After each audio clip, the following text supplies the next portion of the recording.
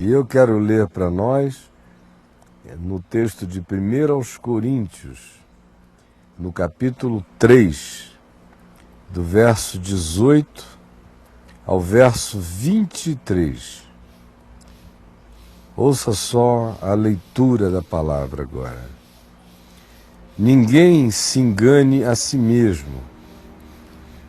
O que Paulo está dizendo em palavras recentes é: não se entregue ao auto-engano.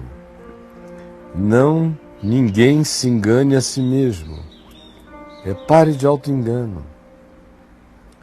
Se alguém dentre vós se tem por sábio neste século, este é o maior de todos os auto-enganos, faça-se tolo para poder se tornar sábio. Porque pela via da sabedoria deste século, deste aeon, deste mundo, ninguém se torna sábio diante de Deus. Porque a sabedoria deste mundo é loucura. Loucura, é coisa de doido, de maluco surtado. Deus vê a gente vivendo, escolhendo, decidindo, optando, e chora a nossa loucura. Porquanto está escrito: Deus apanha os sábios, os que têm a presunção da sabedoria, do entendimento, da filosofia, da ciência, da teologia, dos saberes superiores.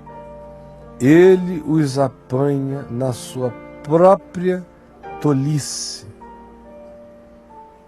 e faz com que corram atrás das suas próprias tolices. E outra vez se diz: o Senhor conhece os pensamentos dos que se presumem sábios, e são todos eles pensamentos vãos. Como disse na categoria dos sábios, o mais sábio de todos: tudo é vaidade e correr atrás do vento.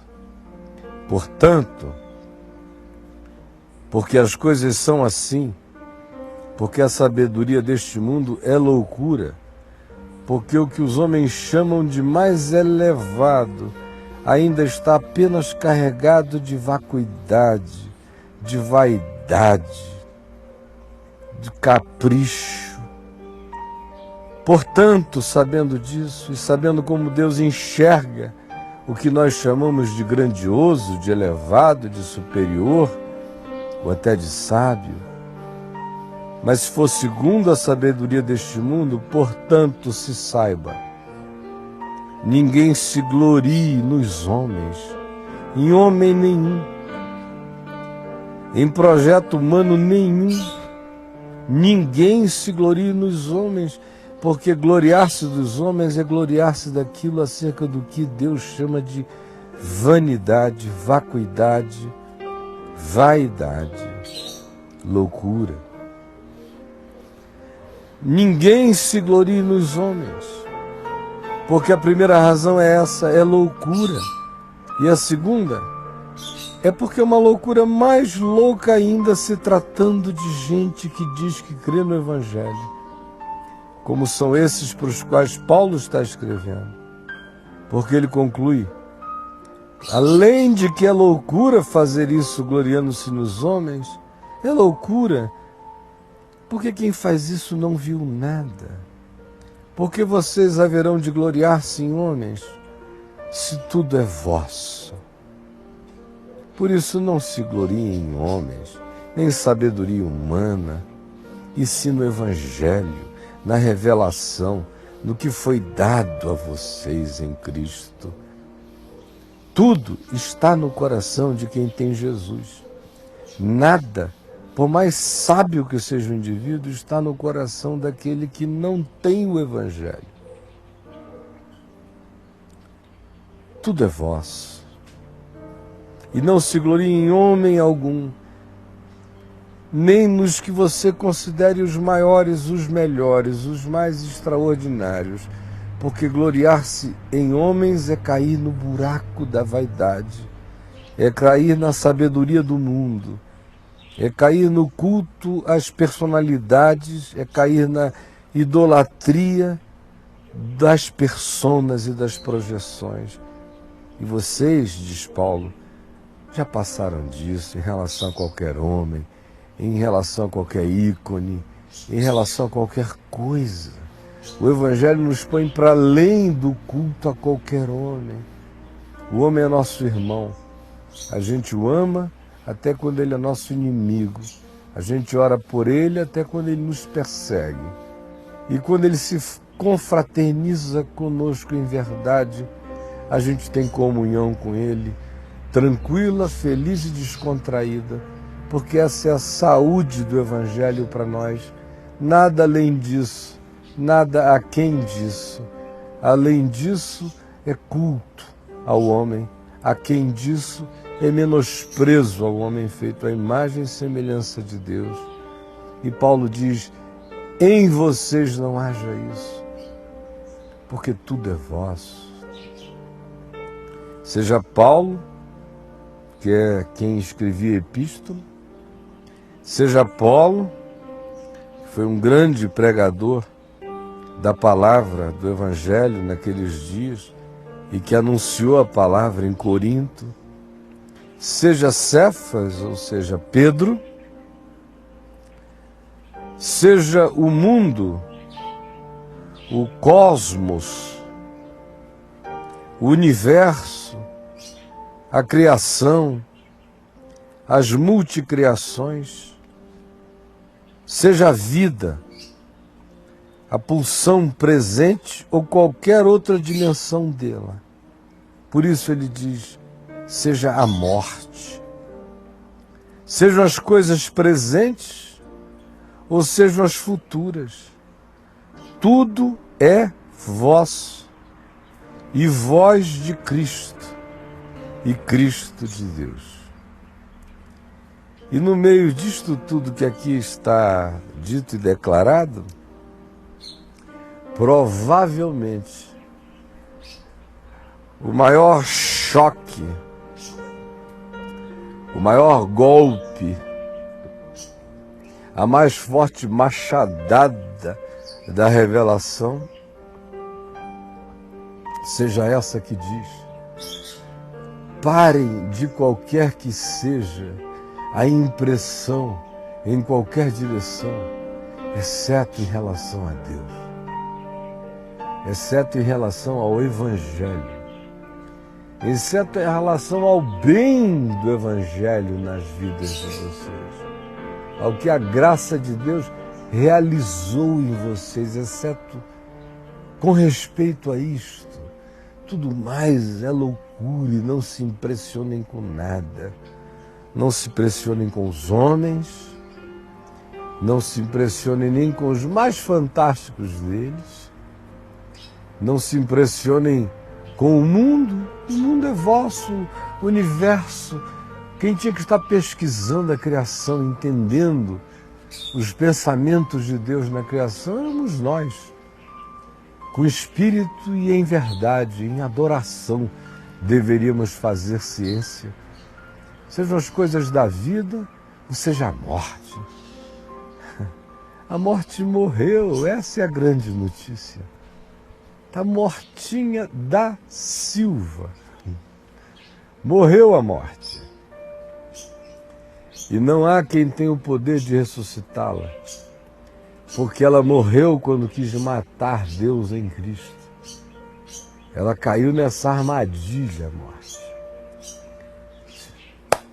Vamos matar Deus em Cristo. Aí lá foi a morte matar Deus em Cristo. E morreu. Morte, você foi tentar matar Deus? Morte, foi por isso que você morreu. Foi por isso que eu fiquei assim, ó, livrinho da Silva. Depois que a morte está mortinha da Silva. Eu fiquei morto com essa vida em Cristo. Eu morri em Cristo para que a morte morresse para mim. Então eu não morro mais. A única coisa que acontece é que quando o meu corpo cessar de funcionar, eu vou perder a minha capacidade humano, histórica, espaço-temporal de me manifestar. E mesmo que eu a tivesse, eu não a quereria exercer. Porque olha bem para mim, você está olhando para um homem sem nenhuma vocação para reencarnar. Um homem que crê de todo o coração que aos homens está destinado a viverem neste mundo somente uma vez, vindo depois disso o juízo. Então a minha libertação da morte não é porque eu acredito que ela seja um ciclo, que se morre e volta de novo para esse perrengue miserável, ia ser um inferno, né? Uma roda de hamster histórica. A história humana, uma grande roda de hamster, reencarnacionista, reencarnacionista, reencarnacionista. Pelo amor de Deus, que cansaço. Se me dissesse que a morte não me matava mais, porque ela ia me matar para sempre, e eu ia voltar igual um ratinho para a roda da morte, eu ia dizer, poxa, que misericórdia de Deus, mais desgraçada. Que inferno espaço-temporal contínuo. Isso é que é inferno, vou te dizer. Mas não é por essa razão, não. A morte morreu. Ela se tornou um portal dimensional. A gente entra por ela. Ela virou uma porta de passagem. Antes ela matava e as pessoas não a conheciam. E ninguém de lá tinha vindo. E era tudo só o mistério da morte. Até que aquele que é a primícia dos que dormem, dos que morreram e ressuscitaram, glorificados, foi ao Hades. No Hades foi ao Tártaro e gritou, evangelizomai, esta é a vitória do Evangelho. E saiu da morte, ressuscitado ao terceiro dia. Ele, Jesus, quando fez isso, eu fiz isso com ele, eu fiz isso nele, eu estava lá, eu fui ao inferno, eu fui ao Hades, eu fui ao Tártaros, e eu saí da sepultura com ele no terceiro dia. Eu comi e bebi com ele, eu comi tilápia e bebi vinho nele. E eu recebi todas as instruções que todos receberam no Espírito Santo nele. Porque eu criei nele 2000 anos depois, no espaço-tempo, eu descobri que eu era parte dele na vida e na morte. Eu existia nele. Eu fui designado por ele não só para ir no mundo e dar fruto, mas para nascer no mundo e dar fruto. E para que esse fruto permaneça. Quando o Evangelho entra na gente, essa consciência de amor eterno nos penetra, acaba o resto. Acaba o resto. Quando você ouve a voz de Deus dizendo, com amor eterno eu te amei, por isso com misericórdia eu te atraí, e você crê nisso de todo o coração, aí pronto. A morte morreu, caiu em estado de liquidação, se tornou um portal, uma passagem. Eu transito livremente pela morte, como quem anda pelo quintal. Acabou a história para mim. Tchau. Morte, acabou tua história comigo, morte. Acabou a tua história comigo, eu estou livre em Cristo. Morrer assim, levantar e sair andando, só que em vez de ser nesse jardim relativo e sem vergonha, é no paraíso da glória de Deus, é entrar no impensável, naquilo que olhos nunca viram, ouvidos nunca ouviram, que nunca subiu ao coração de homem nenhum, e que é o que Deus tem preparado para aqueles que o amam. Essa é a morte agora. Então me diga, o que a morte tem de especial? Que poder ela ganhou? Se ela já não tem mais nem o poder de ser percebida como morte. a gente tem apenas o poder de sentir o enfraquecimento físico. Se o processo da cessação da vida no corpo for muito demorado, a gente se sente se esvaindo, se indo, alguns sentindo dores, mas e daí? Isso não é morrer, isso é ter corpo. Morrer não dói, eu estou te dizendo. Mas não dói mesmo. Quem diz isso é Jesus. Faz uma eternidade e a gente não acreditou. E a palavra de Deus vem e nos diz, olha, a morte acabou, é uma porta de passagem para o paraíso. Aí isso deveria mudar toda a nossa noção de tudo. De fato, eu fui ficando exposto a isso, primeiro pelo Evangelho, depois pelo treininho, né? Porque Deus vai dando treinos para a gente. Primeiro veio o Evangelho e me deu isso como convicção. Mas aí logo 3 anos e meio depois dessa convicção, eu tive que lidar com a primeira experiência de ver alguém amado partir, anacronicamente, do ponto de vista humano. Meu irmão de 19 anos, meu amigo querido, Luiz Fábio, que nos últimos 4 anos tinha sido também meu motorista, desde que eu me converti. Me levava para tudo que é lugar, estava comigo em todas, numa alegria enorme de ver o irmão mais velho dele pregando o Evangelho. Aí um dia, zapt, foi a um sítio, de lá estava voltando para ensaiar o grupo da igreja para uma apresentação no Teatro Municipal de Manaus, no Teatro Amazonas, que nós iríamos fazer, e eu iria pregar lá, como preguei muitas vezes, numa programação chamada A Cruz Urgente. No retorno para ensaiar esse grupo da igreja, o carro que o trazia perdeu o controle e ele morreu na hora.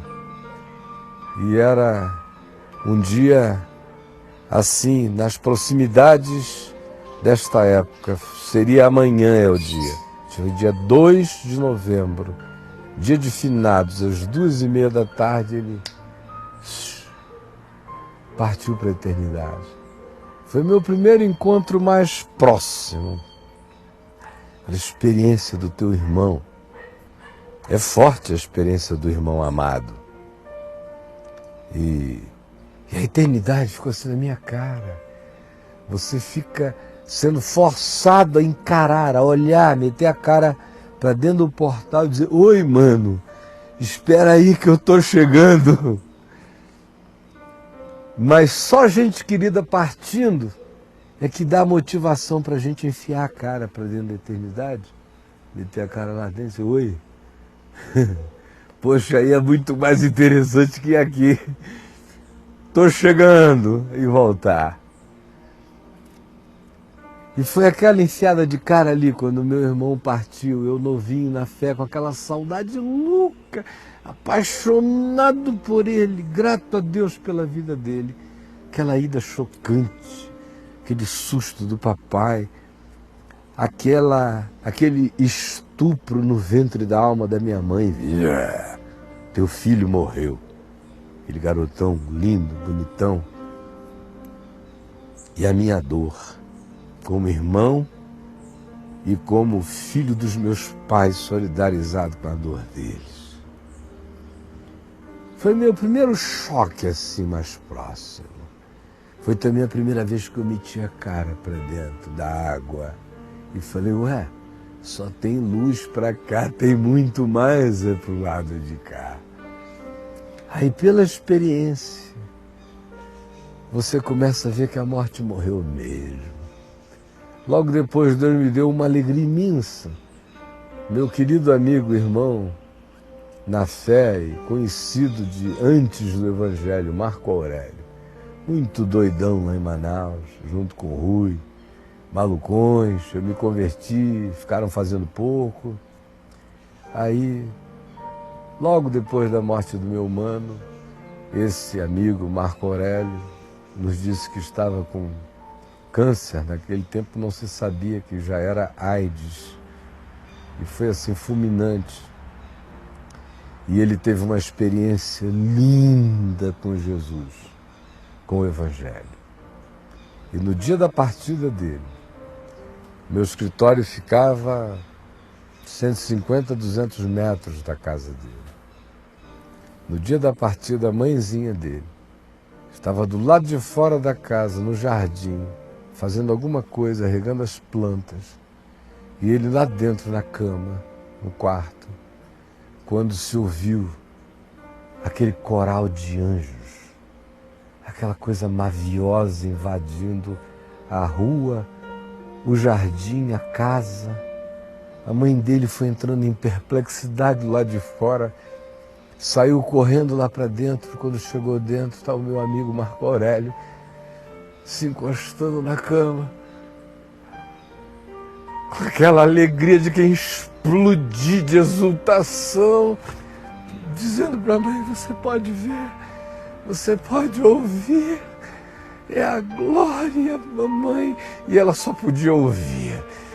E a mãe, vendo que o filho ia partir, não tinha nem coragem de chorar, tão tomada pela alegria da glória que ela não via. E o filho dizia: você pode ver, mamãe?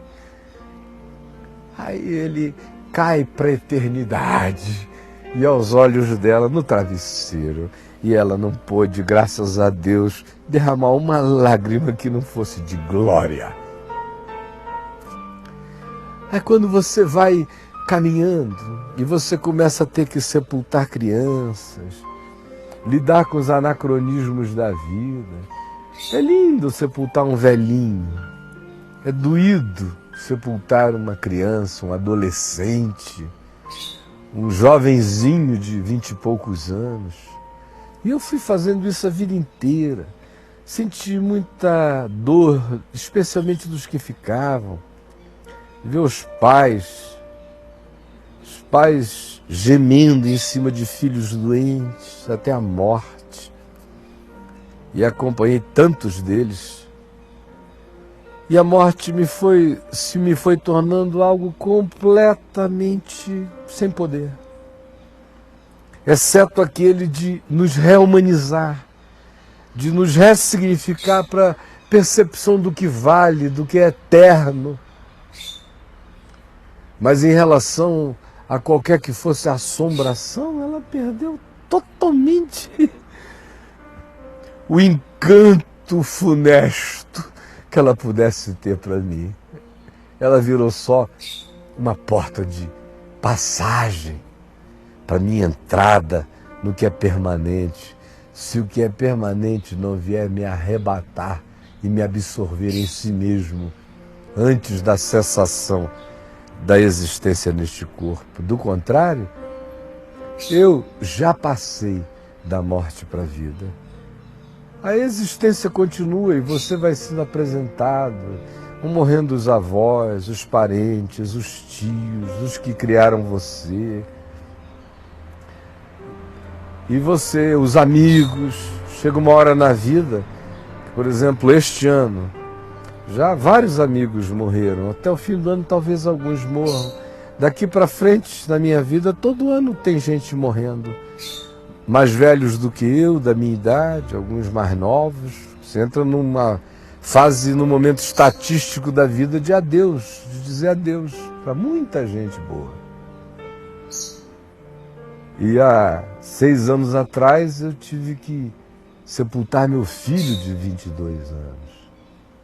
Aí é mais uma entrada, assim, uma cara para dentro do portal da morte. Só que nessas horas já sei até com aquela vontade de pular lá dentro, se for o caso. E aí é que isso tudo para, que acabou essa história. A morte vai ficando habitada cada vez mais por gente tua. Cada vez mais, Jesus, a quem você pertence e que é seu. A nuvem de testemunhas, mas depois começa a ficar habitada de vovô, de vovó, de papai, de filho, de irmão, de primo, de amigo, de colaborador do Evangelho para todo lado. A nuvem de testemunha vai ficando cada vez mais amiga tua. E aí, Logo depois, eu sepultei meu pai, 2 meses ali vendo ele partir em glória. Que partida linda, que carruagens de fogo, quanto milagre. Morreu exatamente como viveu, com uma graça extraordinária. E não morreu, não conseguiu sair daqui. Ele está no paraíso. Mas o que ele encantou, o encanto dele está aqui. Está aqui. Eu não consigo sentir que ele foi a lugar nenhum. A densidade do que ele deixou, da consciência, da fé, das emulações, das energias de amor semeadas em todos nós, foram coisas tão intensas que nem no coração da minha mãe, que é a viúva, desamparada, esse poder conseguiu se instalar. De jeito nenhum. Ao contrário, ele me anima para a eternidade, porque eu nunca conheci na minha vida um homem mais apaixonado pela eternidade do que o meu pai. Nunca. Eu vejo pastor com medo de morrer, assim, ó. E quanto mais líder denominacional, com mais medo de morrer, porque mais maracutaia faz, mais política faz, mais cabala faz, mais macumba faz. Ficam morrendo de medo de morrer. Você sabe disso. Você, viúva, que está me assistindo, que foi mulher de pastor a vida inteira, você viu o medo que o seu marido tinha e teve de morrer. Que coisa horrível. Um evangelho que não resolve esse problema não é evangelho. Um Cristo que chega em nós e não mata o medo da morte não é Messias no coração da gente. Não é Deus em nós ainda. Você, no entanto, saiba disso. A morte definitivamente perdeu o seu poder de matar. Em Jesus, ela não mata mais. E é por isso que o que eu às vezes digo soa tão estranho e esquisito às pessoas. Porque, de todo o coração, quando você de fato crê nisto, 2 coisas acontecem. Número 1 é que você trabalha com toda a intensidade da vida pela salvação de qualquer que seja a dimensão da vida, física, psicológica ou espiritual. Você se condói dos doentes, dos fracos, dos aflitos. Você ora por eles e pede cura, ao mesmo tempo em que, se houver encaminhamentos médicos, você os leva para a cura, porque não há guerra em nada. Toda boa dádiva, todo dom perfeito vem do alto, toda cura é de Deus, seja ela aquela inexplicável e milagrosa, seja processual e médica. Toda recuperação, toda célula que se renova é dom de Deus, é graça de Deus. No entanto, quando você toma essa consciência de que o Evangelho é assim, você ora pelas pessoas, você luta pelo bem-estar delas, físico, social, psicológico, espiritual, em todos os níveis. Mas tem uma segunda coisa. Você não contingencia nunca mais a vida a essa experiência. Essa é uma das formas e experiências da vida que os humanos terão. Mas quando alguém morre nessa dimensão, não morreu nada, exceto a carcaça que dava visibilidade a esse ser nesta dimensão. Isto partiu, isto pereceu, isto tirará a mobilidade dele nesta dimensão e por causa disso ele será transferido instantaneamente, no abrir e fechar de olhos, para a incorruptibilidade, para alegrias sem cessação, para o prazer que não é luxúria, para o gozo que não é egoísmo, para o tesouro que não é acumulação, para a comunhão com Deus que não é religião. Vai mergulhar você na fraternidade que não depende de deslocamento, é a fraternidade, onde todos os que são juntos estão. E aonde o templo é a luz do Cordeiro. Na mesma hora você entra aí. E o outro entra aí. Então isso muda radicalmente o seu olhar da vida. Porque você passa a viver como Davi ensinou, que foi o que Jesus ensinou. Lembram de Davi? Enquanto o filho que ele tinha gerado no ventre de Batseba, naquele ato de adultério, estava vivo e depois veio a nascer, mas morrendo. Mas enquanto esteve viva a criança, ela esteve ali viva. O que é que se diz? Que Davi orou, jejuou, se esforçou diante de Deus pela preservação da criança. No dia que chegou a notícia dizendo, olha, não ores mais porque o menino morreu.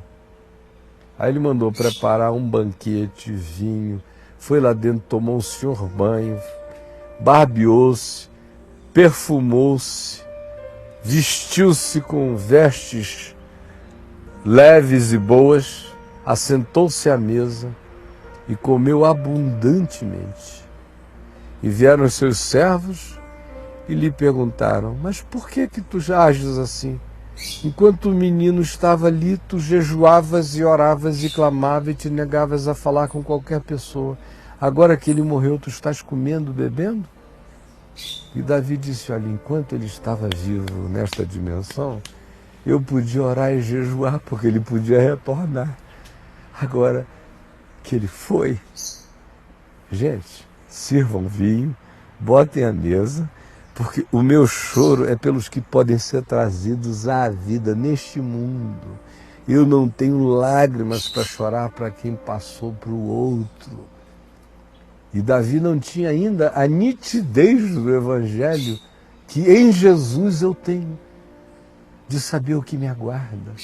E ele mesmo olhando opacamente, pela opacidade do que ele percebia, ele já dizia isso. Imagine as minhas razões para dizer infinitamente mais do que Davi, de que tudo é meu, inclusive a morte. Ela é minha. Eu já não tenho por que correr dela. Ela, se quiser, que corra de mim. Essa história de que a morte veio bater na tua porta, na minha não. Na minha ela não chega senão como bondade divina. Na hora em que o meu Senhor disser, morte, está na hora de tu ires trabalhar como taxista celestial. Só para trazeres para cá, num segundo, esse meu amor eterno, esse meu filhinho querido. Tinha gente que não gostava dele, mas eu o amei. Traz ele para mim. Pega ele lá e traz. A morte é minha. Diria o Raul Seixas, viram só a sombra sonora de um disco voador, nada mais do que isso.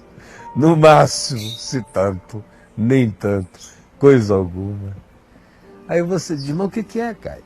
É porque amanhã é finados que você está falando isso? Não. Eu não falo nada em data marcada, não.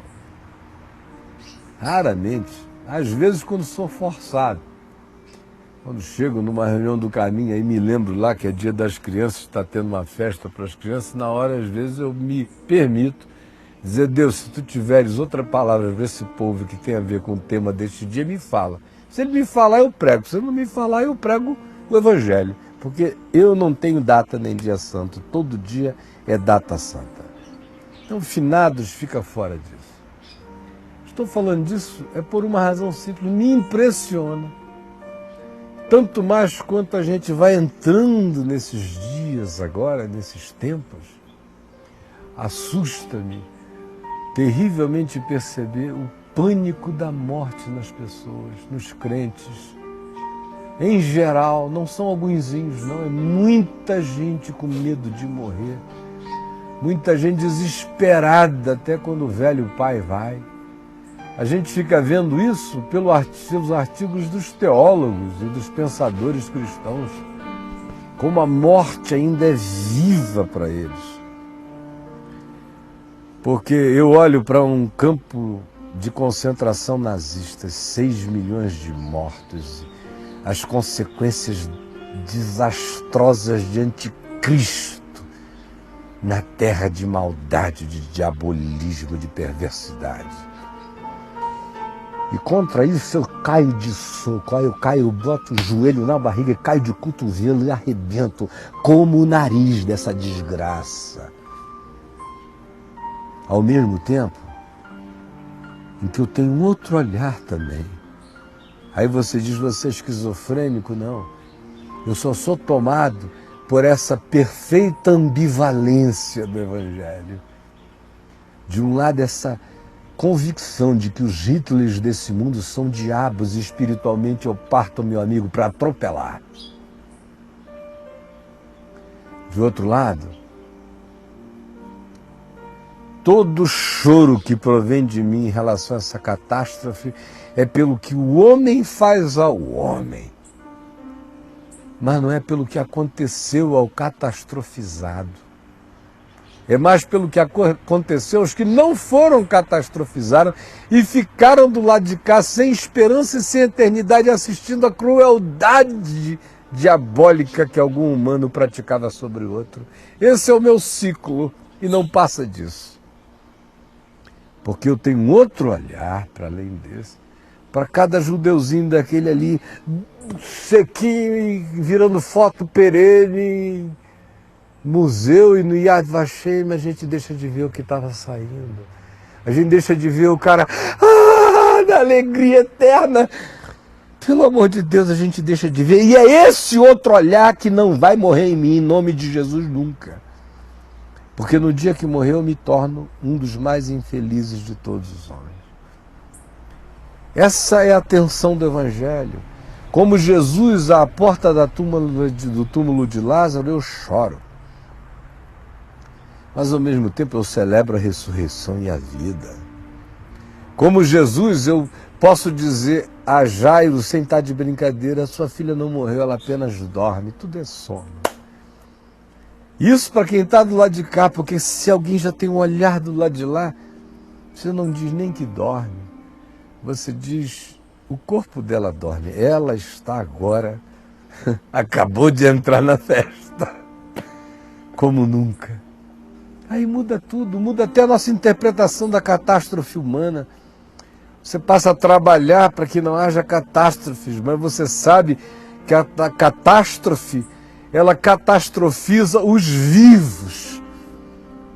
Ela não catastrofiza os mortos. Os mortos não são catastrofizados por nenhuma catástrofe.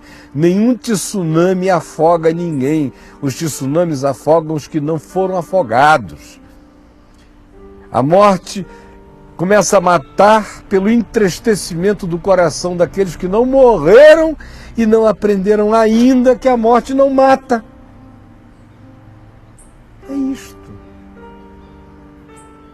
Enquanto você não ficar livre do medo da morte, você não vai aprender a viver, não vai poder casar legal, não vai poder ter filho em paz, não vai poder trabalhar em paz, não vai poder fazer nada em paz, vai ser assim como você é.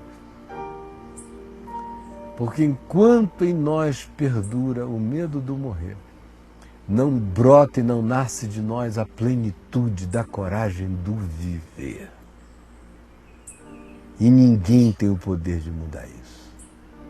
De modo que hoje, ouça muito, mas muito o que eu estou lhe dizendo. Porque o programa inteiro, essas 3 horas que nós temos hoje aqui, serão inteiramente dedicadas a este assunto.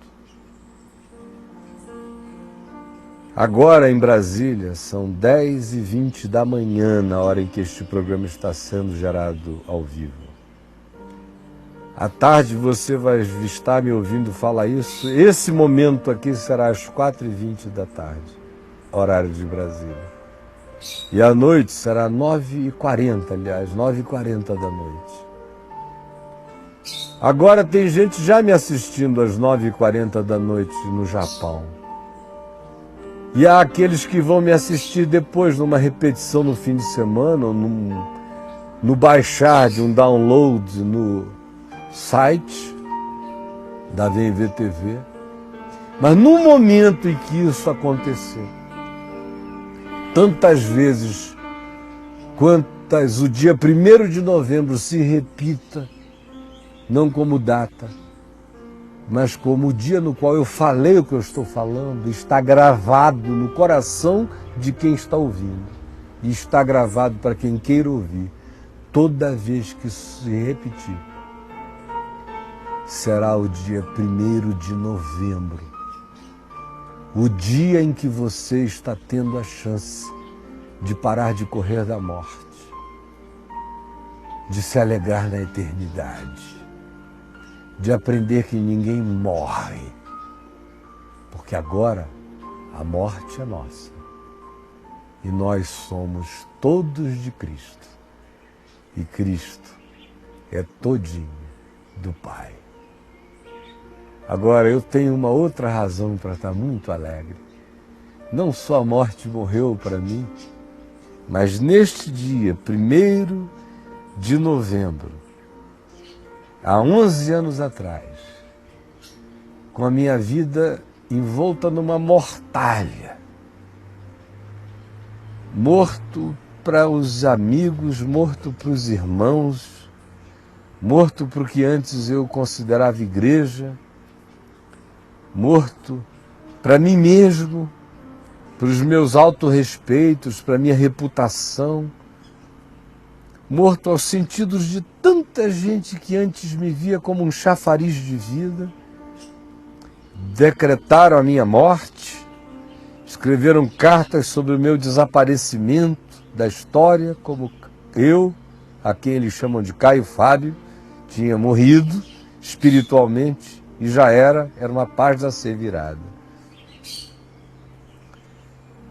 Enquanto viravam essas páginas e me sepultavam, eu escrevi o livro Nefilim e cheguei aqui de volta com ele embaixo do braço, no meu computador. No dia 1º de novembro de 1999, aterrissei às 8h30 da manhã, ou 9 horas, no Galeão. Peguei o primeiro táxi, saí correndo, desesperado para o hospital em Caraí. E só foi eu chegar lá. E demorou um pouquinho de tempo. Já veio meu filho Davi chorando e me dizendo, está aqui, olha aqui papai, olha aqui a sua primeira netinha. Aí nasceu a Helena. E com ela nasceu um renovo de oliveira. A minha oliveira parecia estar toda morta. Não tinha mais nenhum renovo nela. Aí nasceu a Helena. E a Helena significa tanta coisa para mim, mais do que uma neta. Era carregada de simbolizações da graça, da vida, da ressurreição dos mortos. Senhor Jesus, eu quero te agradecer nesta manhã, em primeiro lugar, pela vida da minha netinha Helena, pela bênção que ela tem sido para mim e para todos nós que convivemos com ela até aqui. Ela tem sido um anjo de graça mesmo, de misericórdia, de simpatia, de compreensão, de adaptação. Eu quero pedir que tu a preserves, sobretudo tendo o temor do Senhor no coração e o entendimento do Evangelho. E eu peço que tu a levantes na vida para ser uma pregadora da palavra, cheia de sabedoria.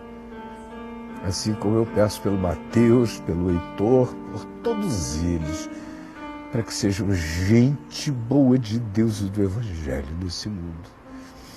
Mas hoje é o dia dela. Obrigado pela coroa de graça que tu puseste na cabeça daquele anjinho. e como ela tem nos abençoado e nos refrigerado a alma. Eu também te agradeço de todo o coração. Por aqueles que estão entendendo hoje que a morte não mata, aquele que está com o pai ou a mãe na UTI, ou os filhos internados, um amigo querido, e que perdeu o olhar da eternidade, perdeu o olhar da glória, não vê para além do véu e fica só com a cama, só com o gemido, só com a impotência, não vê os anjos, não vê o sorriso do Pai, não vê que preciosa é aos olhos do Senhor a morte dos seus santos. A gente está cego, nossa vida está morrendo com a morte, porque a gente perdeu o olhar da glória. Abre os nossos olhos, tira esse véu, para que o fato de Jesus ter ressuscitado de fato signifique para nós que a morte foi vencida. E que a gente antecipadamente dê as mãos e cante em volta das sepulturas. Onde está, ó morte, a tua vitória? Onde está, ó morte, o teu aguilhão? Porque o aguilhão da morte é o pecado. E a força do pecado é a lei. Mas graças a ti, Jesus, que nos trazes a vitória, que nos libertaste, que mataste a morte. E hoje eu caminho desassombrado, sem medo nenhum de nada, só com o temor do Senhor no meu coração. Só com o temor do Senhor no meu coração. Porque quem me poderá fazer o mortal? Quem me poderá fazer a morte? Quem me poderá fazer o homem? Quem é o poder que ainda existe contra mim? Se nem morte, nem vida, nem coisas do presente, nem do porvir, nem altura, nem profundidade, nem poderes e nem criatura pode separar-nos do amor de Deus que está em Cristo Jesus. Oh Pai, obrigado. Obrigado por esse lugar no teu colo, acima da morte, acima de todo principado e poder. Obrigado, porque não só aí está a minha coroa, aí eu já estou assentado e daí ninguém me tira. Daí a morte, para aí a morte me leva, ela não tem o poder de me redirecionar para lugar nenhum. Ela virou só dutos, eu já estou aí. Obrigado. Que alegria, que paz, que liberdade, que poder maravilhoso é esse. Este é o poder. Esta é a vitória que vence o mundo. E que ela esteja entrando no entendimento de milhares agora. É o que eu te peço de todo o coração. Em nome de Jesus. Amém. Amém. E amém, Senhor.